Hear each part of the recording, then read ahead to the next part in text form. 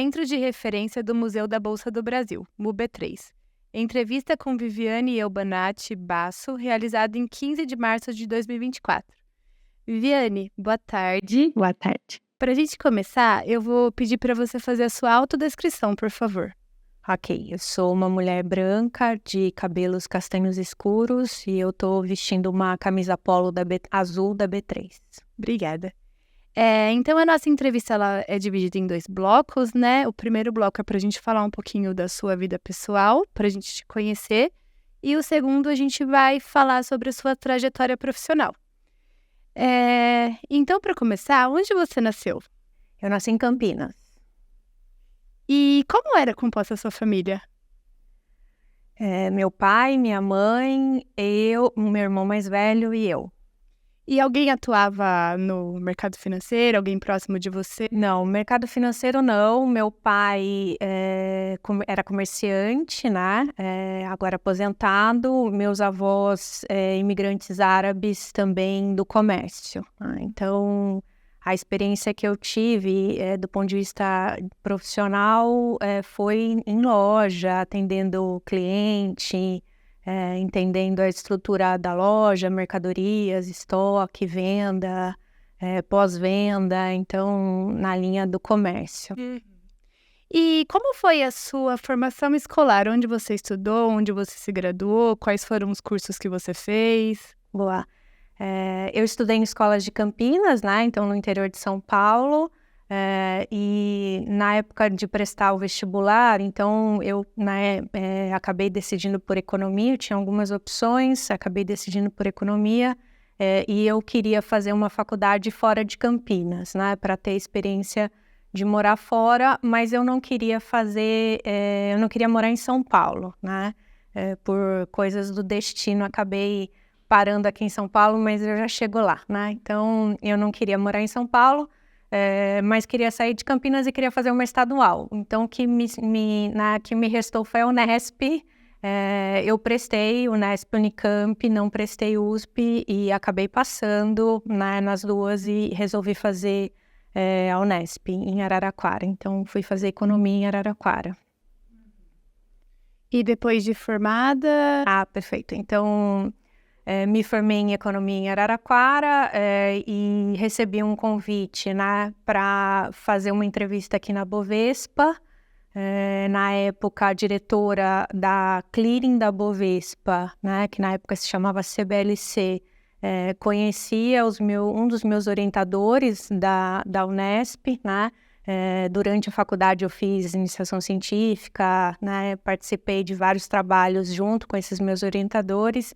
Então, a diretora daqui da Bovespa conhecia um dos orientadores, pediu pessoas recém-formadas para ele indicar pessoas recém-formadas e ele me indicou, e um outro colega meu, né?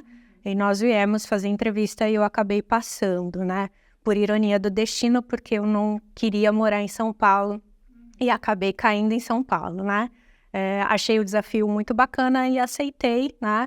E aí, durante a minha vida profissional, aí eu fiz vários cursos de especialização, né? Cursos mais técnicos de Ambima, Ancor, Banco Central, né? Para entender um pouco mais de mercado de renda fixa, mercado financeiro. Então, tinha o lado de mercado de capitais, o lado de mercado financeiro. E também, ao longo da minha carreira, eu tive a oportunidade de fazer o Wharton.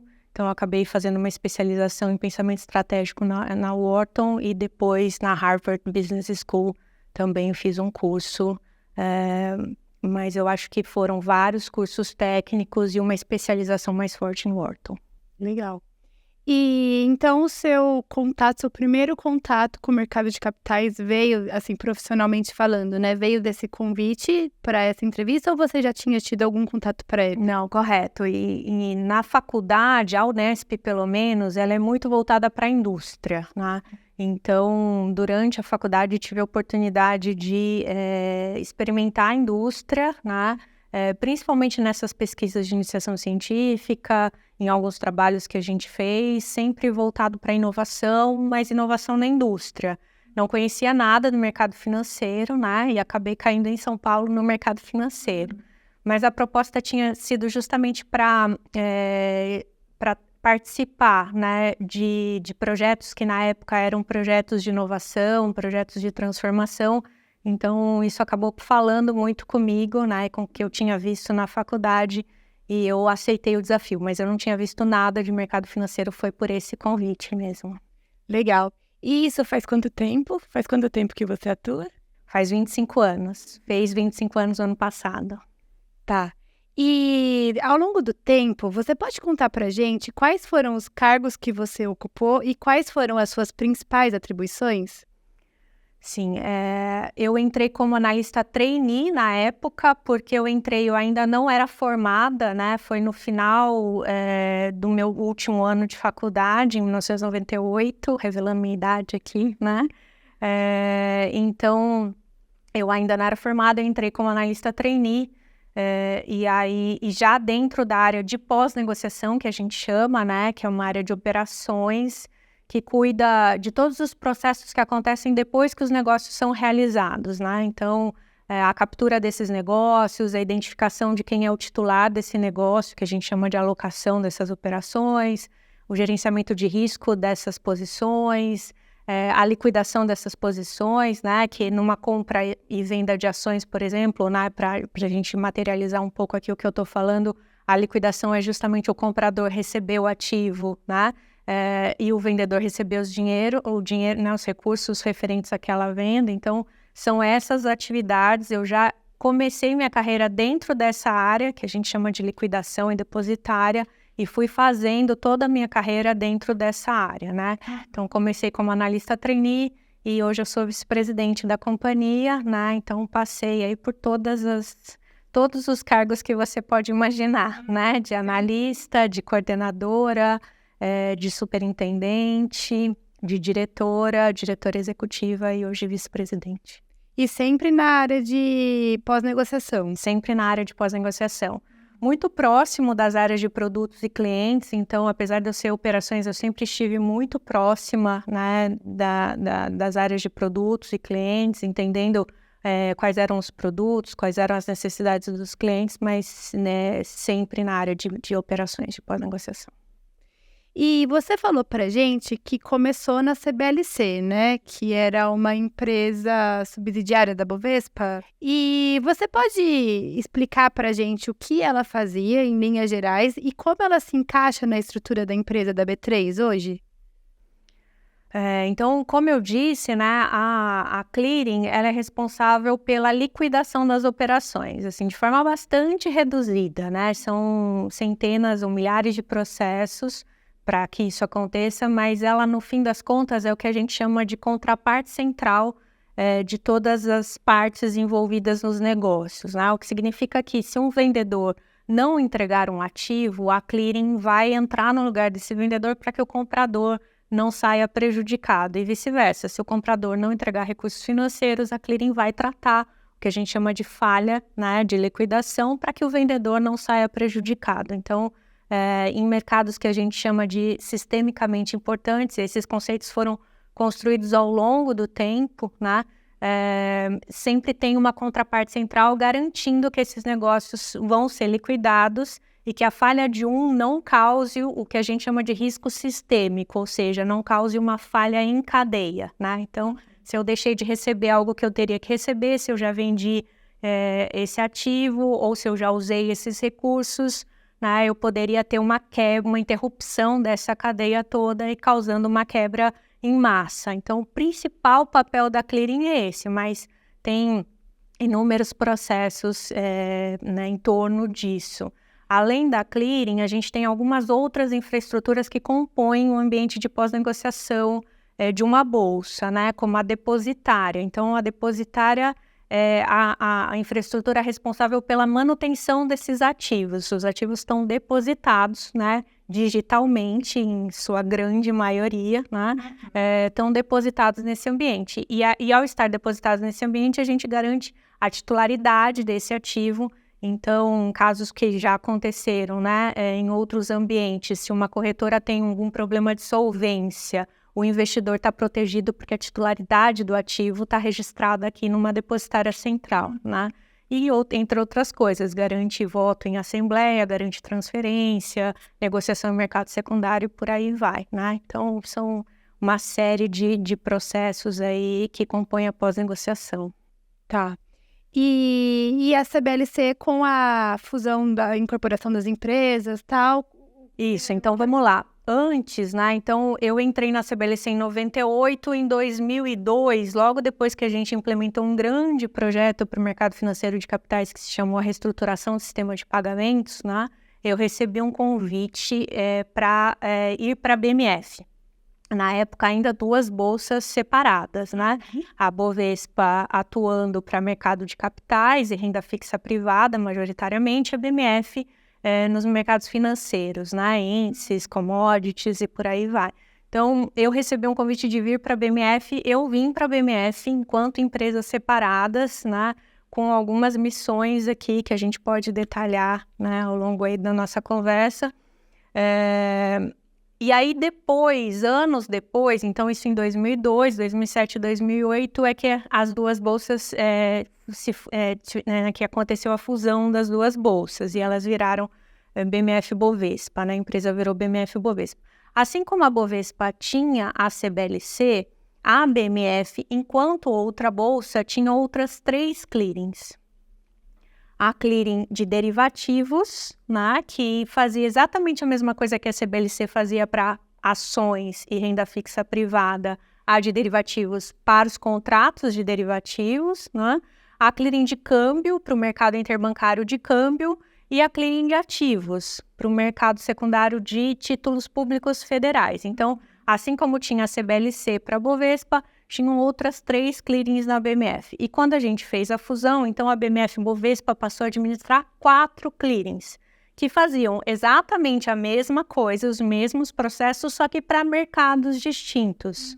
Foi então quando a gente entendeu que a gente tinha uma oportunidade de tornar esse modelo mais eficiente. E aí a gente iniciou um projeto que se chamou Integração das Clearings, né? Que foi um projeto bastante desafiador aí, de bastante tempo, mas que entregou uma única clearing para cuidar tanto de mercado de ações e renda fixa privada, quanto dos derivativos. Que é o que existe até hoje enquanto B3. Enquanto B3, a gente tem, então, 2, que era o que a gente tinha em BMF Bovespa, né, que é a clearing B3, que cuida de ações, renda fixa privada e derivativos, e a clearing de câmbio, por ser mercado interbancário de câmbio, ela permaneceu separada. Mas é exatamente isso que nós temos hoje na B3.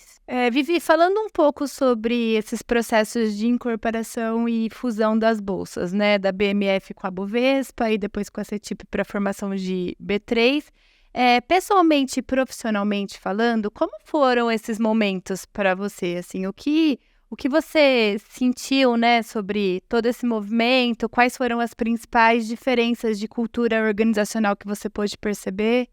Perfeito. Então, bom, a primeira fusão, né, a de BMF com Bovespa, né, foi de fato o que a gente chama de uma fusão de escala, né? Então, são 2 empresas muito parecidas que desempenham as mesmas atividades, que possuem mais ou menos a mesma história, a mesma estrutura societária, e que ocorre a fusão e que você então tem uma oportunidade de fazer uma eficiência por eliminar processos que são iguais, né? Tornar 2 processos iguais um único processo. Então, você tem uma oportunidade de uma eficiência financeira aqui, né? Então, eu acho que o principal aprendizado aqui foi lidar um pouco com este momento, né? Um momento de muita incerteza, né? E que afeta muito as pessoas que estão vivendo. Então, conseguir entender esse entorno, esse contexto, né, e construir a organização que faça mais sentido, né, resultado aí da fusão dessas 2 empresas, né? Mas, de fato, do ponto de vista cultural, já eram culturas muito parecidas. Então, não teve uma reflexão muito grande em relação a qual caminho que deveria ser seguido, porque foi mais uma continuidade com uma oportunidade, né, de entregar mais eficiência e mais valor para os nossos clientes, nossos acionistas, todos os nossos stakeholders, né? Já com a CETIP, então, na hora que a gente incorpora a CETIP, aí sim é o que a gente chama de uma fusão de escopo, né? Porque agora você traz uma atividade que não era tão forte na BMF Bovespa, existia um pouco dessa atividade, mas que era muito forte na CETIP, né? Que é justamente o nosso mercado de balcão. Então, o registro desses contratos de balcão, o tratamento dessas operações, né? E aí você tem todo esse ambiente de balcão e depositária de renda fixa com muita força, se incorporando na empresa, tornando a empresa maior, mais robusta, né? Ela acaba atuando num pedaço que a gente, como BMF Bovespa, tateava, mas não tinha presença, e a CETIP tinha muita presença e vice-versa. E a CETIP, daí, ela já vem com uma cultura muito diferente, né? Até pela atividade que ela desempenhava, então, uma atividade de relações mais bilaterais, né? Quando a gente fala de uma bolsa, a gente está falando de grandes volumes, né? De processos mais padronizados, até para dar conta desses grandes volumes, grandes operações. E quando a gente fala de um mercado de balcão, né? Na maior parte das vezes a gente está falando de relações mais bilaterais, mais customizadas, então um ambiente mais flexível, né? A gente tinha um ambiente mais burocrático, mais hierarquizado, a CETIP vem com um ambiente mais flexível, mais leve, e a gente, de fato, como B3, inicia uma jornada de uma transformação cultural muito profunda. Então, acho que a empresa evoluiu demais, né? Na maneira como ela lida com as suas pessoas, na maneira como ela lida com os seus clientes, na maneira como ela lida com a sociedade como um todo. Então, em termos de impacto, sem dúvida nenhuma, neste momento, pessoalmente, para mim, foi uma mudança cultural muito grande e de evolução, né? De você ter mais leveza dentro do seu ambiente de trabalho, poder realmente ser quem você é, né? Se vestir como você quiser se vestir. Isso a gente percebe quando a gente se tornou B3. Legal. E agora falando do cargo que você ocupa hoje, né? Quais são as responsabilidades específicas de um vice-presidente de operações? Perfeito. Eu acho que um vice-presidente, apesar da gente ter, né, uma nomenclatura específica, então tem vice-presidente de operações, tem vice-presidente de finanças, tem de produtos e clientes, tem de pessoas, cultura, etc., né? Apesar de ter nomenclaturas diferentes, eu acho que a gente, como vice-presidente, passa a ser um colegiado, né? Então, a gente, de fato, está ali para olhar para a empresa como um todo, né?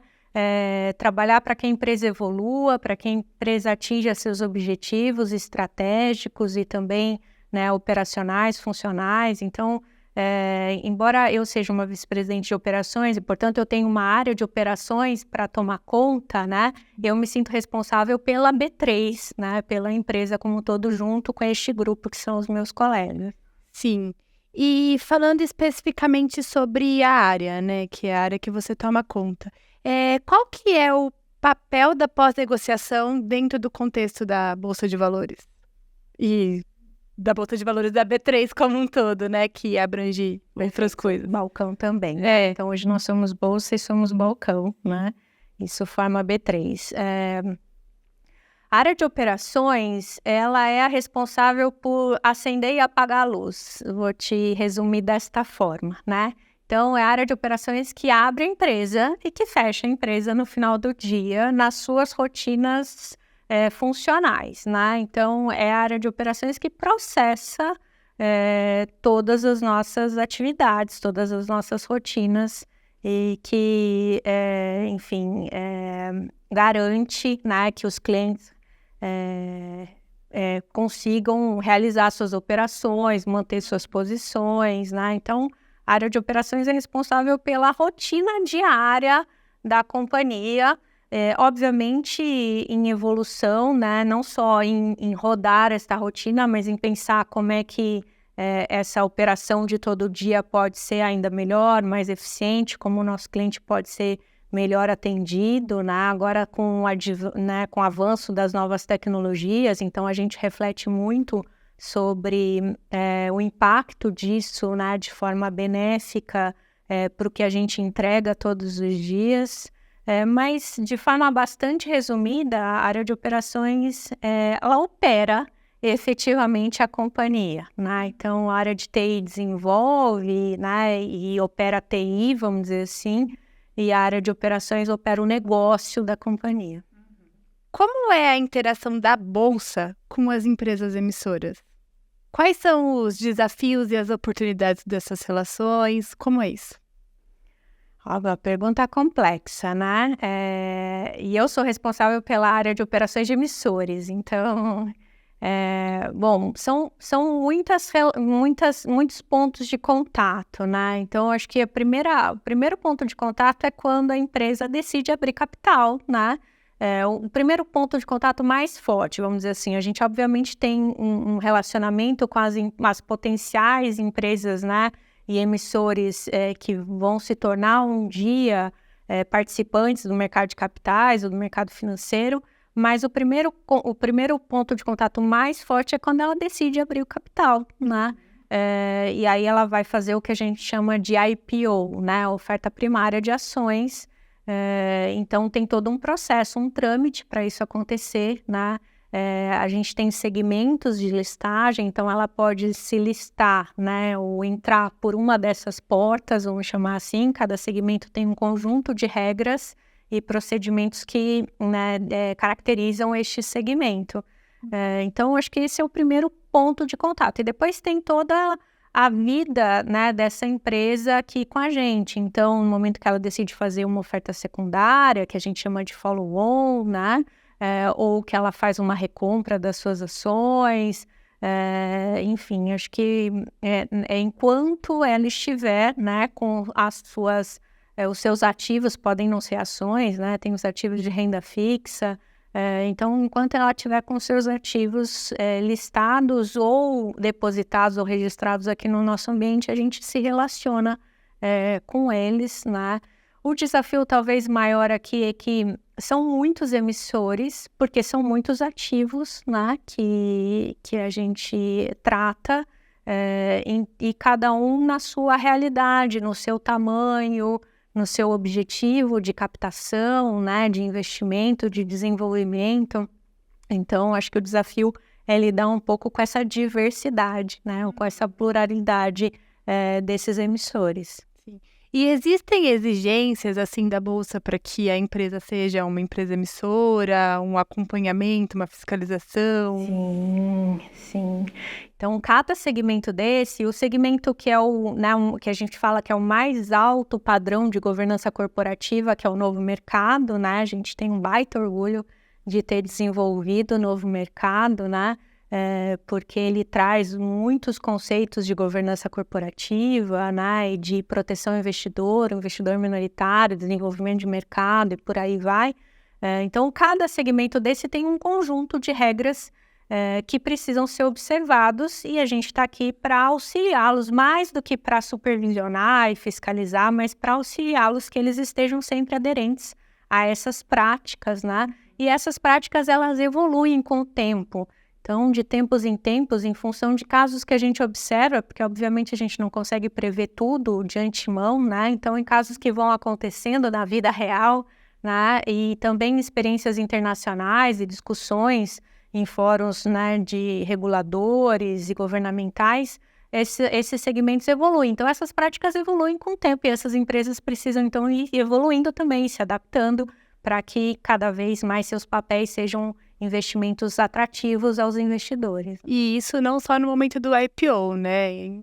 Não, enquanto ela estiver listada, né, que a gente chama, então, enquanto ela estiver listada na bolsa, né, ou com seus ativos registrados ou depositados no nosso ambiente, né, dependendo se não for um emissor de renda variável, elas estão sujeitas a essas regras. Legal. E você mencionou o novo mercado, né? Você pode explicar para a gente o que é, por favor? Melhor a Flávia Mouta, que é a minha diretora de emissoras, que vai falar disso com muito mais propriedade do que eu, né? Mas o novo mercado é um dos nossos segmentos de listagem, talvez o principal segmento de listagem, né?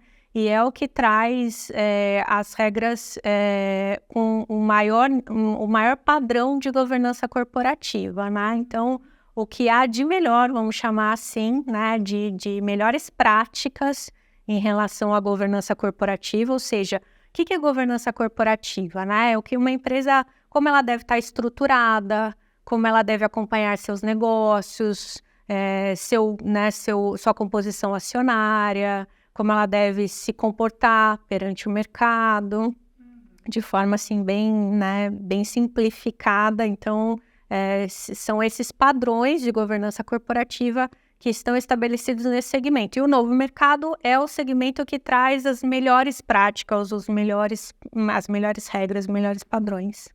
Perfeito. E voltando a falar, né, do relacionamento da Bolsa com os outros agentes do mercado. Como a Bolsa colabora com outras instituições financeiras e reguladores para garantir a eficiência e a segurança na operação e na pós-negociação? Pelas suas infraestruturas, né? Então, pelos sistemas que ela disponibiliza, e aí, como sistema, a gente tem que entender isso de forma ampla, né? Não só a tecnologia em si, mas os processos, os procedimentos, né? Os valores que estão associados a isso. Então, acho que o principal papel da Bolsa é, de fato, viabilizar, né? Que as operações de mercado financeiro de capitais, elas ocorram num ambiente seguro, neutro, que é supervisionado, né? Então, acho que esse é o principal, né? O principal. E são muitos participantes, né? Então, a gente acabou de falar dos emissores, mas a gente tem as corretoras, os bancos de investimento, né? A gente tem o próprio investidor pessoa física, enfim, então são muitos participantes envolvidos aí, dependendo do mercado que a gente está falando, né? Agora seguradoras, fintechs de crédito, né? Então, dependendo do ativo, dependendo do mercado, tem um conjunto de participantes. Eu acho que a Bolsa, né, e a B3 é muito mais que a Bolsa, né? Tanto no seu ambiente de Bolsa quanto no seu ambiente de balcão, a gente traz a neutralidade para que as partes possam se relacionar, né, com um ente que está, então, garantindo aí os melhores interesses de todas as partes. Uhum. E existem parcerias que sejam mais estratégicas, assim, mais especiais para a sua área de atuação? Parcerias? Não sei. Penso que com os próprios reguladores, né, enfim, com todos esses stakeholders, então a gente, na verdade, está olhando para os interesses, né, na medida do possível, dos participantes, dos acionistas, dos reguladores, né, de alguns, de bolsas internacionais também, então tem algumas listagens cruzadas, né, que a gente chama, alguns desenvolvimentos de ativos brasileiros, né, e de ativos internacionais, então os próprios BDRs, né, eu acho que são um exemplo, mas eu acho que são as nossas principais parcerias, claro, com associações também, né, porque as associações representam uma parcela desses investidores, né, então as associações nacionais, as associações internacionais. Acho que essas são as nossas principais parcerias. Legal. E agora falando um pouquinho de tecnologia, né? Considerando a evolução tecnológica, quais foram os impactos para a área de operações? Como as inovações afetaram o seu processo de trabalho? A gente tinha antes o pregão Viva Voz, que foi desativado, aí uma outra forma de se negociar, né? Quais foram os impactos desses avanços? Gigantes, né? Veja, quando eu entrei na CBLC, então a gente os ativos já eram desmaterializados, né? Eu não peguei as cautelas, né? Mas a liquidação, né? Só para você entender, então, no momento que a operação é realizada até que ela seja efetivamente liquidada, isso levava 5 dias, né? A gente ainda tinha processamento de cheque, a gente tinha vários arquivos que eram trocados, né? E isso foi reduzindo e hoje são 2 dias numa negociação numa discussão internacional, disso eventualmente até virar para 1 dia, né? E isso só é possível com o avanço dos processos e da tecnologia que suporta esses processos, né? Então, antes você tinha muita troca de arquivos, hoje é uma mensageria online, tempo real, né? O próprio sistema financeiro, né? Que antes, de novo, era muito cheque, hoje é Pix. Isso se reflete nos nossos processos, né? Nós estamos inseridos nesse contexto de mercado, né? Então, sem dúvida nenhuma, a tecnologia avançou muito nesse período e trouxe muita eficiência, reduzindo, principalmente, né? Eliminando processos. E agora a gente analisa o uso de inteligência artificial, né? Nos nossos atendimentos, então o autoatendimento, então o participante que hoje precisa esperar para ter uma resposta, né, ou eventualmente manda um e-mail e espera uma ligação, manda um e-mail, espera a resposta no e-mail, vai se beneficiar na medida que a gente for usando cada vez mais tecnologia, né? Então, eu acho que totalmente tecnologia hoje é boa parte da base do nosso trabalho. Vivi, agora falando um pouco de representatividade. Como era a participação feminina no seu ambiente de trabalho no momento que você iniciou? Muito pequena. Acho que a gente evoluiu muito nesses 25 anos, né? Então, quando eu comecei, eu tinha uma diretora mulher, que era justamente a que, né, pediu indicações para o meu orientador da Unesp, mas era muito raro, né? Então, era muito comum eu ser a única mulher numa sala, numa mesa de discussão, pouquíssimas mulheres dentro do mercado. E como você vê essa representatividade hoje? Eu vejo uma evolução, né?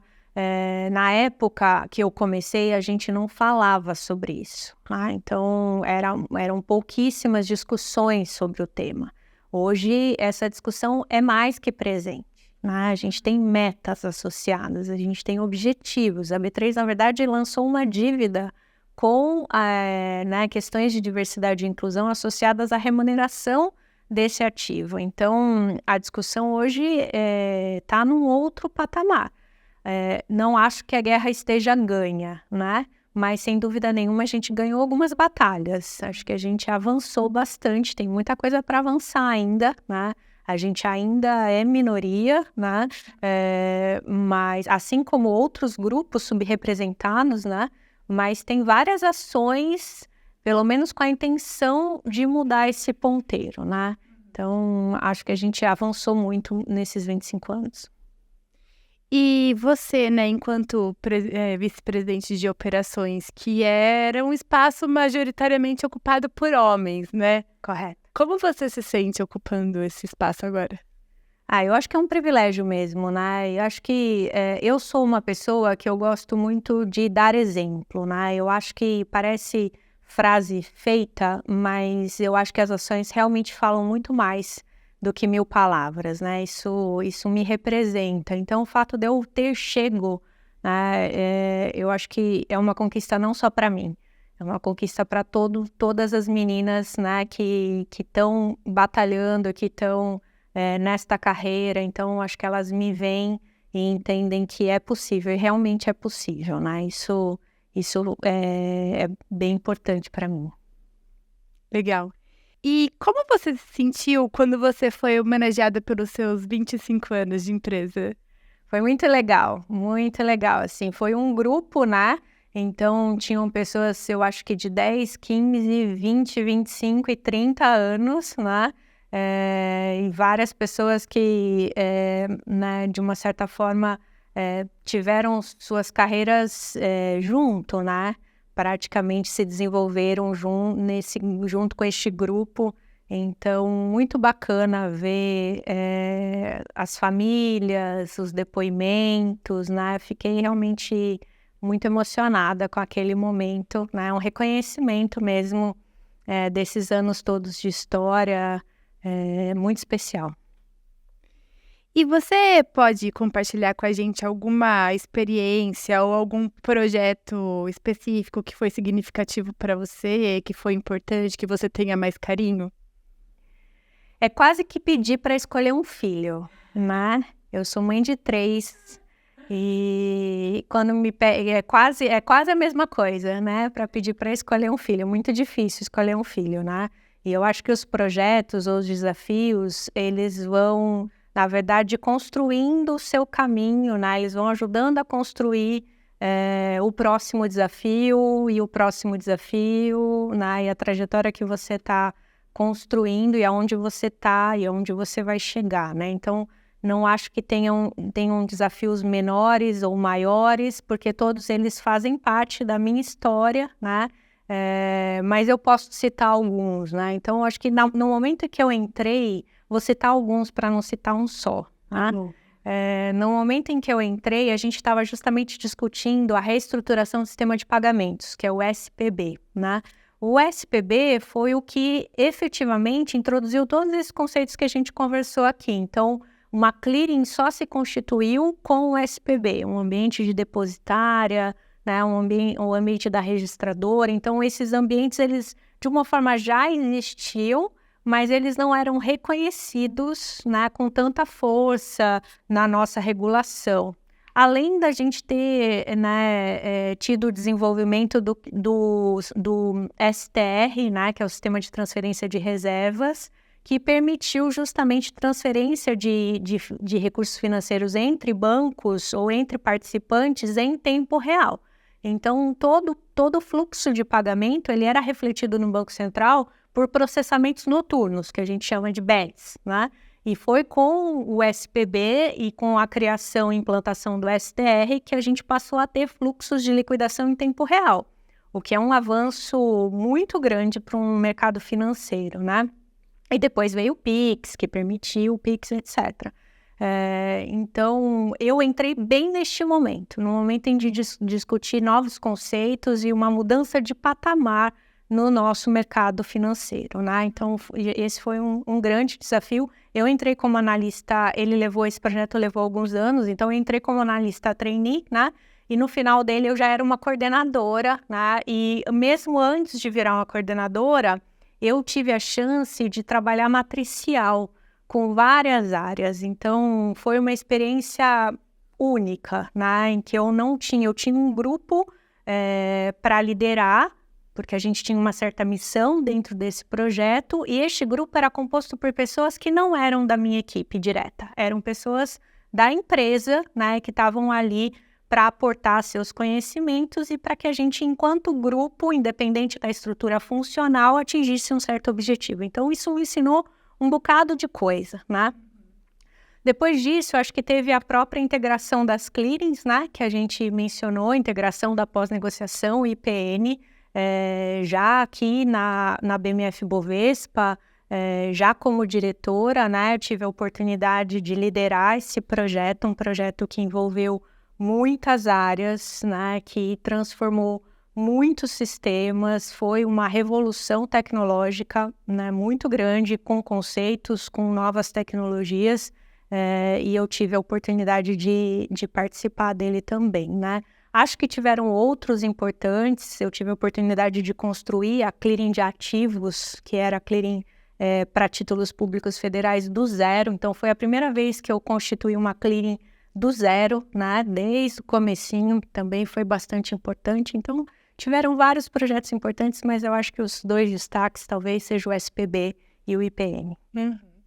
E a gente falou dos projetos, né, mas falando agora de todos os momentos, né, mais levando em consideração a sua vida pessoal, tal. Teve algum momento aqui dentro da empresa que foi marcante para você? Acho que o nascimento dos meus filhos, né, é impossível, né, eu falo isso para eles, assim, quando a gente faz encontro, né, com os times ou de mulheres, e muito vem essa pergunta, mas como é que você equilibra a vida pessoal e profissional, né, e eu falo que, olha, a melhor maneira que eu encontrei é não desassociar a Vivi executiva da Vivi mãe, da Vivi mulher, da Vivi filha, porque eu tenho meus pais que ainda estão em Campinas, né, que estão com uma certa idade, da Vivi na comunidade. Então, não existem 5, 6 Vivis. Existe só uma Vivi, né? Então, quando eu estou aqui, eu não deixei de ser mãe, eu não deixei de ser filha, eu não deixei de ser esposa, eu não deixei de pertencer a uma comunidade. Quando eu tô lá, eu não deixei de ser executiva, né? E eu acho que isso me ajuda a equilibrar as coisas, né? Então, eles sabem que quando eu tô aqui, eu continuo sendo mãe deles, né? E que eles podem contar comigo e que mesmo que eles não estejam me vendo ou falando comigo, eu estou presente dentro deles, né? E para eles, e quando eu tô lá, eles sabem que também, eventualmente, eu continuo sendo a Vivi executiva, então eu vou ter que resolver alguma coisa, eventualmente, e vice-versa. Então, mas olhando para aqui, para a empresa, eu acho que o nascimento deles é, sem dúvida nenhuma, um divisor de águas, assim, na minha história. Sim. E para a gente finalizar, a gente gostaria de saber, para você, né, qual é a importância da preservação e da divulgação das memórias do mercado de capitais, que é isso que a gente está fazendo agora? É super importante, né? Super importante. Eu falo que essas gerações, elas, às vezes, elas vêm achando que as coisas brotaram do nada, né? Então, as coisas, de repente, e acho que é muito legal a gente estar construindo, né, essa oportunidade deles entenderem em todo, né, todo o entorno, entender a história das coisas mesmo, e como é que as coisas se constituíram e como a gente chegou aonde a gente está, enfim. Então, acho que é um trabalho muito nobre. Legal. Então, em nome do Centro de Referência, eu agradeço a sua participação e as suas contribuições para o programa de História Oral. Muito obrigada. Imagina, eu que agradeço, um prazer.